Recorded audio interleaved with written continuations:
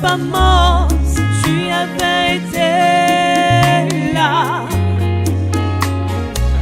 Il y a quelque temps que le Seigneur m'avait donné ce message. Ben, j'étais en train de prier pour le temps favorable parce que Dieu donne un message à chaque période. Nous allons lire un psaume, sachant que la Bible est vraie. Amen. Amen. Amen. Et tout ce qui est écrit dans la Bible l'a été pour notre instruction. Comme le Seigneur nous l'a dit le dimanche dernier. Tout ce qui a été écrit dans la Bible l'a été pour notre instruction. Et le désir de Dieu est que nous arrivions à conserver ce qu'il nous a donné. Et vous voyez dans la Bible, même les prépositions, même les petits mots ne sont pas le fait du hasard. Tout ce qui est utilisé à dessein. Amen. Amen. Amen. Amen. Quand il y a même les conjonctions de coordination et tout cela, chacun a son importance. Nous allons prendre la Bible dans le livre de Psaume 34, qui est un passage que j'aime beaucoup parce que c'est un passage prophétique. Amen. Amen. Psaume 34, le verset 20. 20. Nous lisons le verset 20 du psaume 34. Il est écrit: le malheur atteint souvent le juste, mais l'Éternel en délivre toujours. Amen. Amen. À 3, nous allons le dire ensemble. 1, 2, 3. Le malheur atteint souvent le juste, mais l'Éternel en délivre toujours. En 2011, Dieu nous avait donné ce passage. Amen. Le malheur atteint souvent qui? Mais qu'est-ce qui se passe? C'est notre texte de base. Ce passage est un psaume de David. David écrivait la plupart de ses psaumes à des moments bien précis. Souvent, c'était lorsqu'il observait la délivrance de la part de l'Éternel. Par moments, c'est lorsqu'il avait péché contre Dieu, ou à des moments, lorsqu'il passait par des temps d'épreuve. Il rappelait souvent les promesses que l'Éternel avait faites. Il disait à Dieu, mais tu ne laisseras pas mourir ton oint. Je crois bien, c'est dans le psaume 41, si je ne me trompe. Il a dit ceci que je connaîtrai que tu m'aimes si mon ennemi ne triomphe pas de moi. Psaume 41, verset 12. Il dit, je connaîtrai. C'est un peu comme il met Dieu, c'est un peu comme un défi. Il dit, je saurai que tu m'aimes si mon ennemi ne triomphe pas de moi. Alléluia. Et donc voici que Dieu avait porté son choix sur ce jeune homme. Il surveillait les brebis de son père. Il surveillait le troupeau de son père. Et pendant qu'un ours ou un lion venait pour s'attaquer au troupeau, David tuait l'ours, David tuait le lion. Et voici qu'un jour, le premier roi d'Israël, Saül, a désobéi à Dieu. Dieu l'a donc rejeté. Et pendant que le prophète, voyant Samuel pleurer, l'Éternel lui a dit, non, ne pleure plus. Je me suis choisi un autre roi, selon mon cœur. Mais il fait partie de la famille d'Isaïe. Il y a un homme du nom d'Isaïe, va chez lui. Parmi ses fils, j'ai choisi un pour être roi à la place de Saül. Donc le lendemain de bonheur, Samuel prend sa corne d'huile et il va arriver chez Isaïe. Isaïe Samuel ne se déplaçait pas ainsi. Quand il l'a vu, ses grands-fils étaient là. Et Samuel portant ses regards sur lui, ah, de toute façon celui-là est grand et fort, c'est le choix de l'Éternel. Dieu dit non, ce n'est pas mon choix.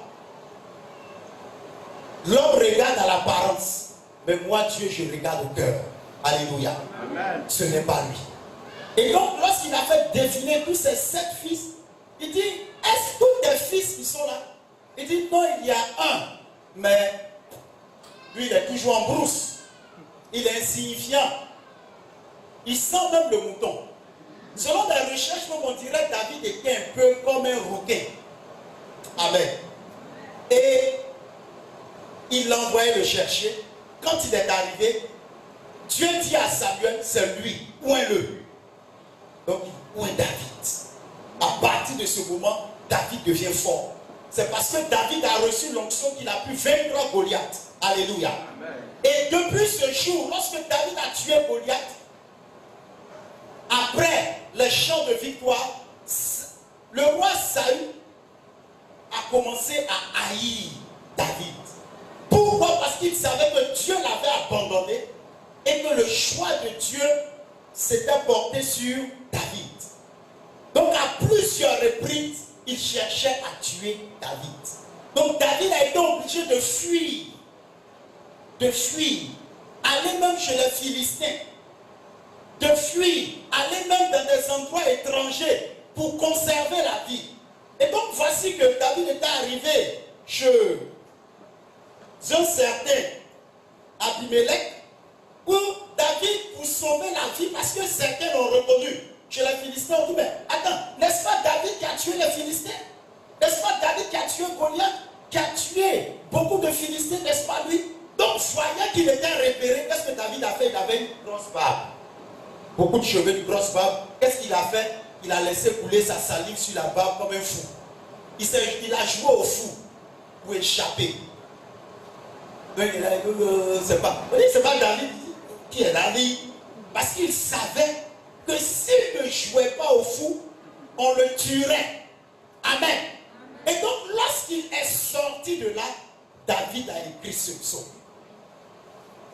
Le malheur atteint souvent le juste, mais l'Éternel l'en délivre toujours. Amen. Alléluia. Amen. Alléluia. Amen. Donc, bien aimé, si nous avons un thème, c'est le souvent contre le toujours de Dieu. Le souvent contre le toujours de Dieu. Amen.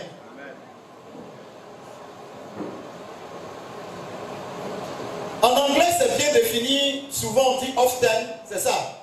Ancien Sylvain, c'est ça, non? Voilà. Toujours, on dit always. Parfois, on dit sometimes. C'est ça? D'accord, ok.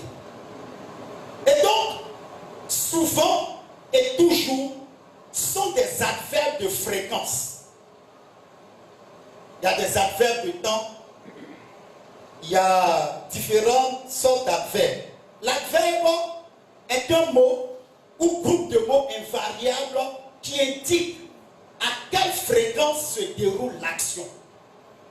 À quelle fréquence se déroule l'action. Donc souvent et toujours sont des adverbes de fréquence. Ils déterminent à quelle fréquence se déroule une action. Souvent définit une action qui se passe de temps en temps. Souvent détermine une action qui se passe comment? De temps en temps. De nombreuses fois. Dans de nombreux cas. Souvent même fréquemment. C'est cela. Donc souvent détermine une action qui se passe par moment. Détermine une action qui se passe de temps en temps. Détermine une action qui se passe de nombreuses fois. Détermine une action qui se passe dans une période imprécise. On ne peut pas dire. Quand on dit souvent, c'est une période qu'on ne peut pas déterminer. On ne peut pas dire exactement. Vous voyez, ce qui se produit souvent et ce qui se passe de temps en temps. Jean chapitre 5, versets 2 à 5.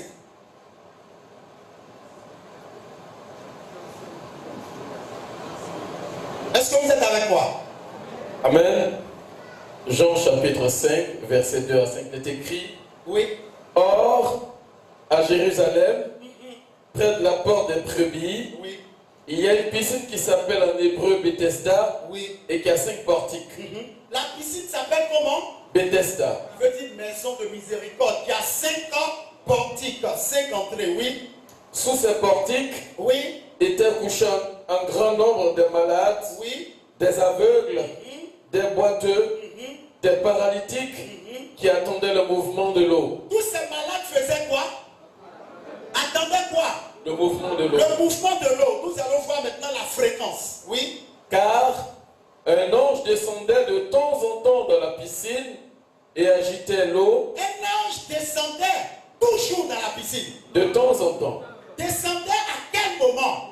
De temps en temps. Est-ce que c'était précisé? Non. Est-ce qu'il y avait une heure précise? Non. Est-ce qu'il y avait un moment précis? Non. Donc l'ange descendait souvent dans la piscine. Oui. Et agitait l'eau. Et celui qui y descendait le premier, après que l'eau avait été agitée, était guéri, quelle que fût sa maladie. Oui. Verset 5. Là se trouvait un homme malade depuis 38 ans. Amen. Parole C'est du Seigneur. pourquoi l'homme ne pouvait, tout le monde n'était pas guéri. Parce qu'il fallait être vigilant. L'ange peut venir pendant ton sommeil. L'ange peut venir à midi. L'ange peut venir très tôt le matin. L'ange peut venir l'après-midi. Il fallait être attentif. Parce que l'ange descendait de temps en temps. Il n'était pas là toujours. Mais il descendait de temps en temps. Et lorsqu'il remuait l'eau, le premier qui descendait dans l'eau, quelle que fût sa maladie, était guéri. De temps en temps. Donc ce qui se déroule souvent n'est pas une chose qui se passe sur une période précise. Cela peut avoir lieu fréquemment. Cela peut se dérouler de nombreuses fois. Cela peut se faire à plusieurs reprises. Mais ce n'est pas tout le temps. Maintenant, toujours, c'est aussi un adverbe de fréquence qui définit une action de tout temps. Qui définit une action de tout temps dans le passé et l'avenir. Depuis le début. Qui définit une action qui se passe continuellement. Qui définit une action qui se passe sans cesse, sans interruption, sans relâche, sans fin, en tout temps, détermine une période précise. Donc nous voyons quoi? Que toujours parle d'une chose, détermine une action plutôt, qui se passe, qui se déroule continuellement. Qui se déroule comment?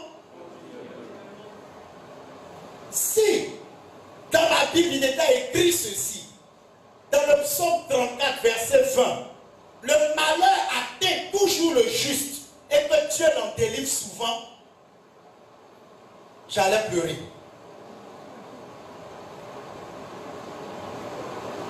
Quelqu'un ne m'a pas compris. Il dit s'il était écrit, le malheur atteint toujours le juste, mais que Dieu l'en délivre par moment. Ça y est, ça tombe là-dessus, loterie. Tu devrais être triste.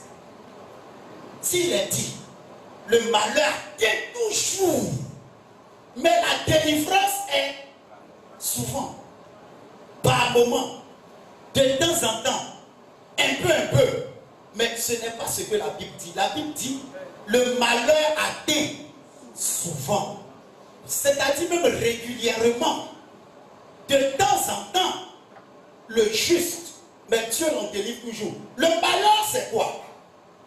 Le malheur, c'est un événement triste. C'est un événement pénible. La maladie est un malheur. La paix constituent des malheurs.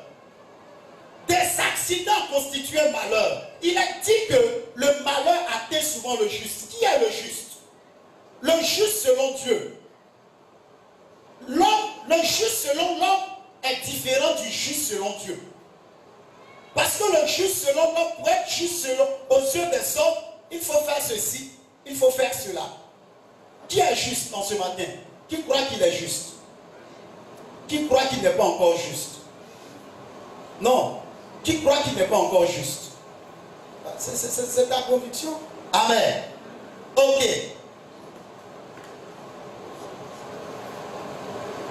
Le juste, selon l'homme, est celui-là qui observe une loi, des commandements, des prescriptions, afin de devenir agréable.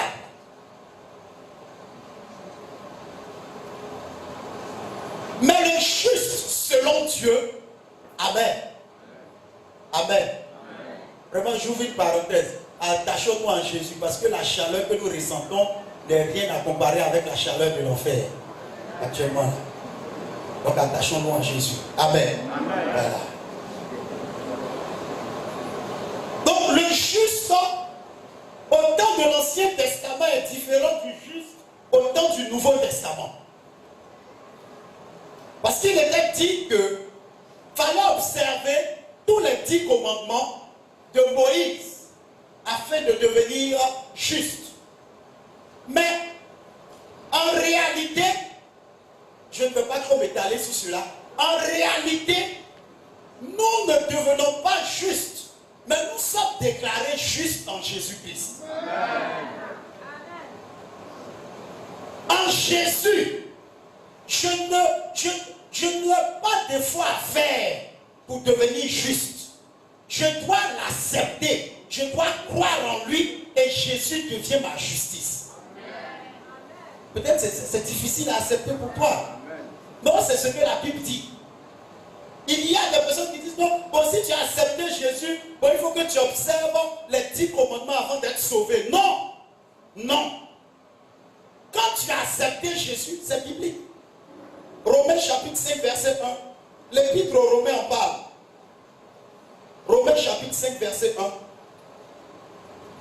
Romains chapitre 5, verset 1. Et après nous pouvons lire Romains chapitre 3, verset 23 à 26.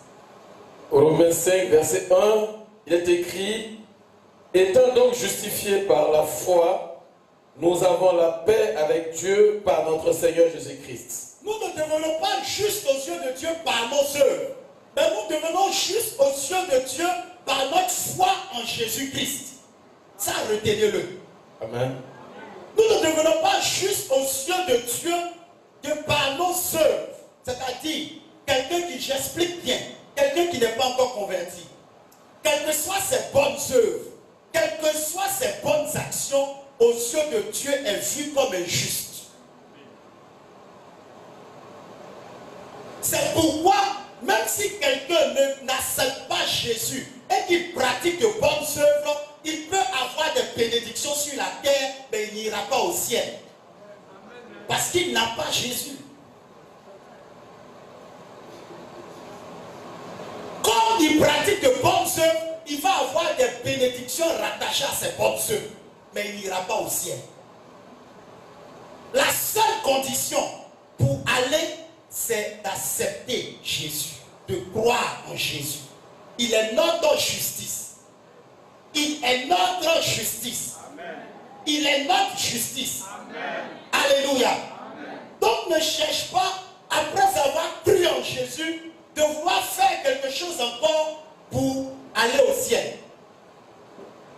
Tu marches désormais en citoyen du ciel, tu vis la vie de Dieu, dans la crainte de Dieu, c'est vrai. Mais ce ne sont pas des œuvres qui t'ont permis d'avoir accès au ciel. Il dit, étant donc justifiés par la foi, nous avons la paix avec Dieu par notre Seigneur Jésus-Christ. Donc à partir du moment où j'accepte Jésus, à partir du moment où je crois en Jésus, à partir du moment où j'ai décidé de marcher avec Jésus, je suis déclaré juste. Par qui? Par Dieu. Dieu me déclare juste. Dieu me déclare juste. Amen. Dieu me déclare juste. Gloire à Dieu. Romains 3, verset 23 à 27, vous pouvez garder et lire à la maison. Donc, sache que en Jésus, tu es juste. Est-ce que tu peux dire avec moi, en Jésus, je suis juste? En Jésus, je suis juste. Alléluia. Amen. Il ne faut pas laisser l'ennemi te tromper, te faire croire à autre chose. Parce que son objectif, c'est de s'aimer le mensonge dans ton esprit. S'aimer le doute, s'aimer la confusion, mais ne te laisse pas distraire. Donc, la Bible dit que par moment, le malheur atteint même celui qui est en Christ. Même celui qui est juste. C'est pourquoi tout évangile qui déclare que un croyant ne peut plus être victime d'une épreuve, d'un événement triste ou pénible n'est pas l'évangile. Parce que malgré notre foi en Christ, malgré notre appui sur Christ, des situations, des épreuves, des événements tristes, des événements douloureux, des événements difficiles peuvent arriver comment? À quelle fréquence? De temps en temps. De temps en temps. Pas toujours. De temps en temps. Mais qu'est-ce qui te rassure? Qu'est-ce qui te réjouit? Qu'est-ce qui te réconforte? Qu'est-ce qui te donne de l'assurance? Qu'est-ce qui te donne de l'espérance?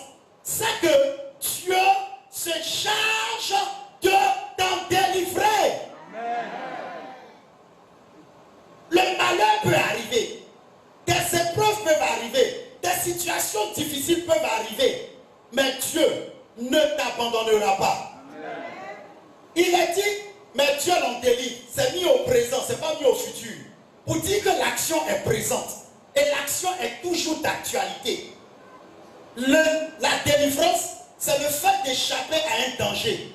C'est le fait de rendre libre ce qui est oppressé. C'est le fait de rendre libre ce qui souffrait. C'est le fait de rendre libre ce qui est anormal.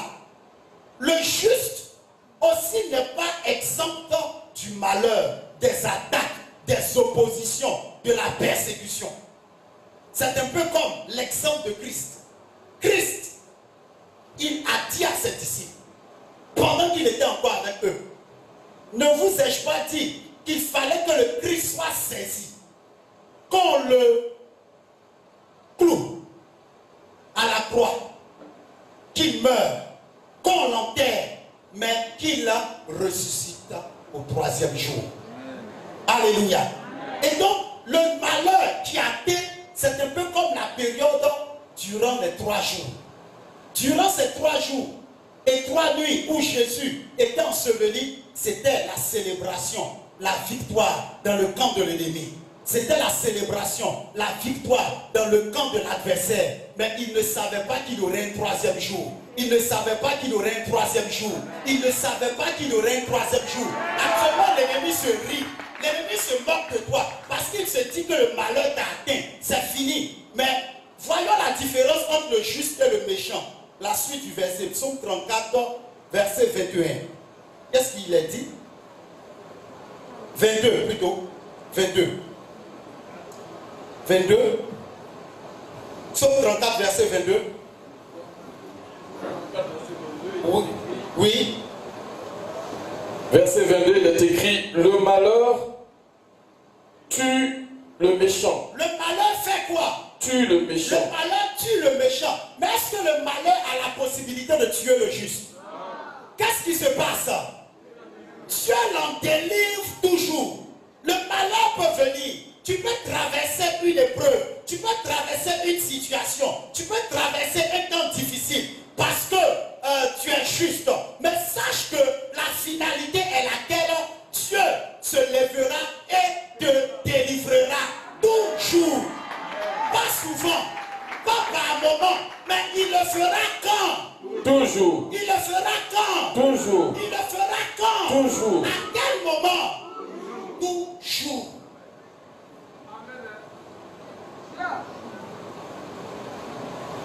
Le souvent et le toujours de Dieu. Des attaques peuvent venir souvent. Je ne dois pas être effrayé. Pourquoi? Parce que celui qui me délivre, il me délivrera. Comment? Toujours. Amen. C'est pourquoi Jérémie a compris, il a dit, non, c'est pas que Dieu a dit à Jérémie, Jérémie, je ne te dis pas qu'ils ne te feront pas la guerre. Hein. Je ne t'ai jamais dit ça à Jérémie. Mais qu'est-ce que je te dis? Ils te feront la guerre. Mais ils ne te vaincront pas. Parce que moi, Dieu, je suis avec toi pour te délivrer. D'où vient-il que aujourd'hui, on craint? On craint. Or, pourtant, celui qui parle en dernier lieu est celui que nous louons. Alléluia. Il est celui-là qui a le toujours. L'ennemi a le souvent, mais Dieu a le toujours. Alléluia. Alléluia. Nous lisons rapidement dans l'évangile selon Luc, le chapitre 1er. L'évangile selon Luc, le chapitre 1er, verset 5. Luc 1, verset 5, il est écrit à 7. Du temps d'Hérode, roi de Judée, il y avait un sacrificateur nommé Zacharie de la classe d'Abia. Oui. Sa femme était d'entre les filles d'Aaron et s'appelait Élisabeth. Oui. Tous deux étaient justes devant Dieu. Ils étaient comment? Justes devant Dieu. Donc la suite, on dit un pasteur a marié une fille de pasteur. Il craint Dieu. La Bible ne rend pas trop témoignage des personnes comme étant justes. Mais de Zacharie et d'Élisabeth, la Bible dit qu'ils étaient justes. Parce qu'ils observaient tous les commandements et les ordonnances du Seigneur. Ils sont allés dans le mariage. Élisabeth était vierge quand ils sont allés au mariage. Donc, qu'est-ce qui doit suivre? Dieu les a bénis avec beaucoup d'enfants, n'est-ce pas? Amen. Mais lisons la suite. Tous deux étaient justes devant Dieu, oui, observant d'une manière irréprochable tous les commandements et toutes les ordonnances du Seigneur. Oui. Ils n'avaient point d'enfants parce qu'Élisabeth était stérile. C'est un peu comme... C'est une combinaison qui ne marche pas. Voilà. Un homme et un végétal, c'est une combinaison qui ne marche pas. On dit, ils sont intègres, ils craignent Dieu, ils observent tout ce que Dieu veut, mais ils n'avaient point d'enfants. Mais ils n'avaient point d'enfants parce qu'Élisabeth était stérile. Et puis, ils étaient l'un et l'autre avancés en âge. C'est-à-dire depuis leur jeune âge, ils ont essayé, jusqu'à ce qu'Élisabeth soit avancée en âge. Mais qu'est-ce qui se passait? Lis la suite du verset. Or, pendant qu'il s'acquittait de ses fonctions devant Dieu, malgré cela, Zacharie faisait quoi? Continuait de s'acquitter de ses fonctions devant Dieu. Mais d'où vient-il cette race de chrétiens aujourd'hui qui, devant le malheur, ne s'acquittent plus de leurs fonctions devant Dieu? Zacharie, malgré cela, continuait de s'acquitter de ses fonctions devant Dieu. Parce qu'il savait que c'était le malheur qu'il avait atteint, mais il croyait en l'Éternel qui était capable de l'en délivrer. Oui. Ils n'avaient point d'enfants parce qu'ils avaient été stériles. Oui. Et ils étaient l'un et l'autre avancés en âge. Or, pendant qu'il s'acquittait de ses fonctions devant Dieu, selon le tour de sa classe, il fut appelé par le sort. Dit le verset 11. Verset 11. Alors un ange du Seigneur apparut à Zacharie et se tint debout à droite de l'autel des parfums. Un ange du Seigneur va t'apparaître.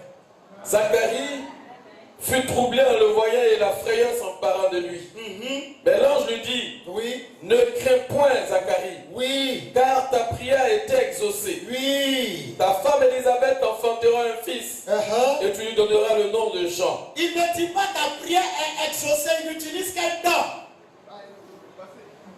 Ta prière a été... Exaucée. C'est pas maintenant que Zacharie a exaucé, mais depuis que Zacharie priait, il était exaucé. C'était le temps de la matérialisation qui restait. Et l'ange était venu pour lui dire, le temps de la matérialisation est arrivé. Et il poursuit, oui. Verset 13. Verset 13, mais l'ange lui dit, Oui. ne crains point, Zacharie, Mhm. car ta prière a été exaucée. Oui. Ta femme Élisabeth enfantera un fils, Oui. et tu lui donneras le nom de Jean. Yes. Il sera pour toi un sujet de joie et d'allégresse, Mhm. et plusieurs se réjouiront de sa naissance. Amen. Amen. Zacharie et Élisabeth ont connu le malheur qui les a atteints souvent. Mais Dieu, qui est fidèle, les a délivrés. Il leur a donné Jean. Et Jésus même a rendu témoignage en disant, de tous les hommes qui sont nés d'une femme et d'un homme, aucun n'est plus grand que Jean-Baptiste. C'est parce qu'il devrait avoir le plus grand de tous les hommes que la durée de l'enfantement a été si longue. Amen. Amen. Est-ce que je parle comme ça?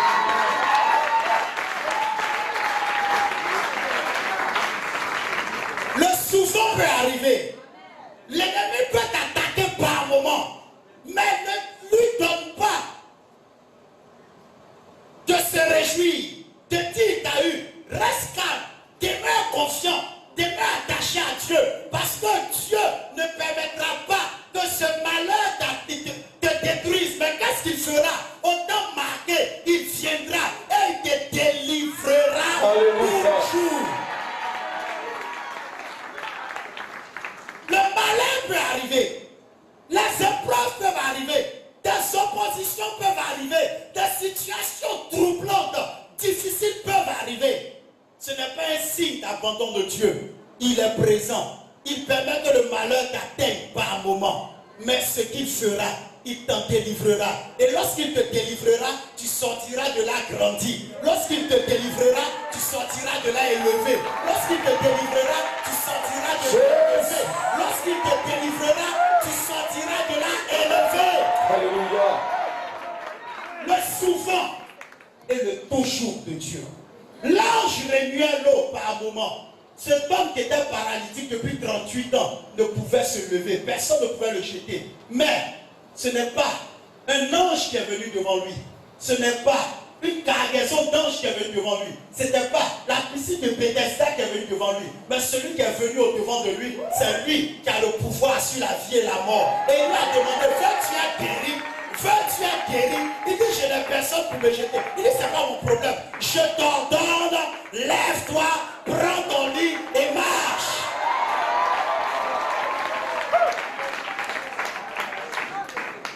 Lève-toi, prends ton lit et marche. Par quoi passes-tu? Pourquoi pleures-tu? Pourquoi te lamentes-tu? Pourquoi es-tu si triste? Ce n'est pas la fin. C'est une traversée. Ce n'est pas ta destination. Ce n'est pas la fin. La maladie qui te fatigue actuellement, dis à cette maladie, tu ne pourras pas m'emporter. Je ne partirai pas de cette terre à cause de toi. Parce que mon Rédempteur est celui-là qui se lèvera le dernier. Et il apportera la délivrance. Le malheur peut atteindre le juste. Quand Dieu veut glorifier son nom, quand Dieu veut élever son fils, quand Dieu veut élever sa servante, quand Dieu veut aller, veut te pousser loin, veut te faire aller en eau profonde, qu'est-ce qu'il permet? Il permet que des situations t'arrivent. Tout le monde croit que Dieu t'a abandonné. Tout le monde croit que c'est terminé. Tout le monde croit que c'est fini. Et Dieu, qui est le souverain, se lève en dernier lieu pour apporter la délivrance. Le malheur arrive souvent, mais Dieu, lui, arrive toujours.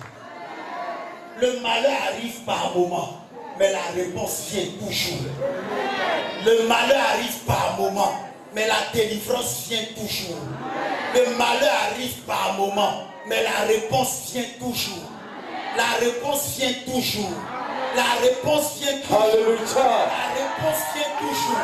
La réponse vient toujours. Jesus. La réponse vient toujours. La réponse vient toujours. Et je crois que pendant que je parle de la part de l'Éternel, la réponse que tu as tant attendu vient à toi. Viens à toi. Viens à toi. Viens à toi. Viens à toi. Viens à toi. Viens à toi. Au nom de Jésus. Parce que Dieu ne ment point. Ce que sa bouche dit, sa main l'accomplit toujours. Ce que sa bouche dit, sa main l'accomplit toujours.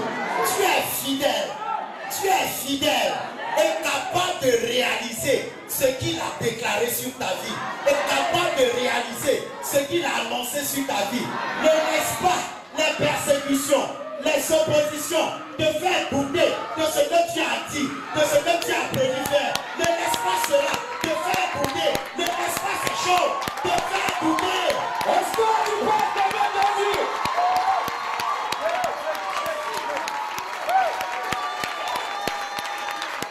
Dieu, le malheur peut arriver par moment. Actuellement, tu ne gagnes pas à manger, c'est un petit temps de malheur. Tu as du mal à payer ton loyer, c'est un petit temps de malheur. Parce que Dieu ne permettra pas que le juste soit abandonné. Dieu, les hommes peuvent t'abandonner, peuvent te délaisser, mais Dieu ne t'abandonnera pas. Au temps marqué, il viendra et il te délivrera. Et les mêmes qui se sont moqués de toi, et les mêmes qui t'ont méprisé, et les mêmes qui ne t'ont pas considéré, viendront se prosterner. Se prosterner à tes pieds. Tu es dans un processus. Tu es dans un processus. Alléluia. Tu es dans un processus. Alléluia. Tu es dans un processus. Alléluia. Tu es dans un Alléluia. Tu es dans un Alléluia. Alléluia. Alléluia. Tu es dans un processus. Alléluia. Tu es dans un processus. Alléluia. N'abandonne pas. Jésus. Ne te retourne pas. Jésus. Continue. Continue. Peut-être que tu étais sur le point d'abandonner en te disant que tu souffres trop. C'est trop. C'est trop. Tu es trop humilié. Tu es trop humilié. Tu souffres trop. On te méprise, tu souffres trop. On ne te considère pas, tu souffres trop. Tout le monde ne te considère plus. Même les enfants que tu as lavés. Oh, aujourd'hui, on l'autorité, on l'audace de parler contre toi. On l'audace de dire des méchancetés sur toi. Parce que tu n'as rien. Parce que tu ne fais rien. Mais laisse Dieu. Retire de ton cœur la Ton vengeance. rédempteur vivant. Retire de ton cœur la vengeance. Ton rédempteur Laisse vivant. Dieu agir. Alléluia. Parce qu'il agit toujours. Jésus. Toujours. Jésus. Toujours. Jésus. Toujours. Jésus. Toujours. Jésus. Toujours. Jésus. Toujours. Jésus. Toujours. Jésus. Il n'agit pas souvent. Il Alléluia. n'agit pas par moment. Il n'agit pas Il agit toujours. par occasions. Mais il agit toujours. Alléluia. Le malheur ne t'emportera pas. Alléluia. Le malheur ne t'emportera pas. Alléluia. Le malheur ne te tuera pas. Alléluia. Cette épreuve ne t'emportera pas. Alléluia. Cette situation ne te détruira Alléluia. pas. Cette situation ne t'emportera Alléluia. pas. Mais Dieu a prévu quelque chose de grand. Alléluia. Dieu a prévu quelque chose de grand. Alléluia. Dieu a prévu quelque chose de Alléluia. grand. Dieu a prévu quelque chose Alléluia. de plus important. Jésus. Jesus. L'ennemi s'est réjoui lorsque Jésus a été pris, a été mis au tombeau. N'a-t-il pas dit qu'il ressuscitera? Un menteur, un blasphémateur. Regarde quelqu'un comme ça, un faux. Gardez. Le premier jour, silence total. Le deuxième jour, la deuxième nuit, silence total. Le troisième jour, au crépuscule, Alléluia. très tôt le matin, Marie et une autre Alléluia. allaient au tombeau. Elles allaient dans quel objectif? Elles allaient juste pour entretenir le corps. Mais quand elles sont parties, elles voient de loin une lumière. Elles voient que la pierre a été roulée. Elles voient que le tombeau est vide. Amen. Aujourd'hui est ton troisième jour. L'ennemi pense qu'il t'ensevelit. Il pense qu'il t'ensevelit. Il pense qu'il t'a enterré.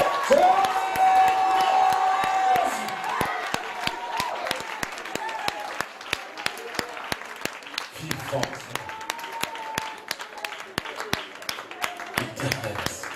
Très souvent, Satan est au service de Dieu sans le savoir.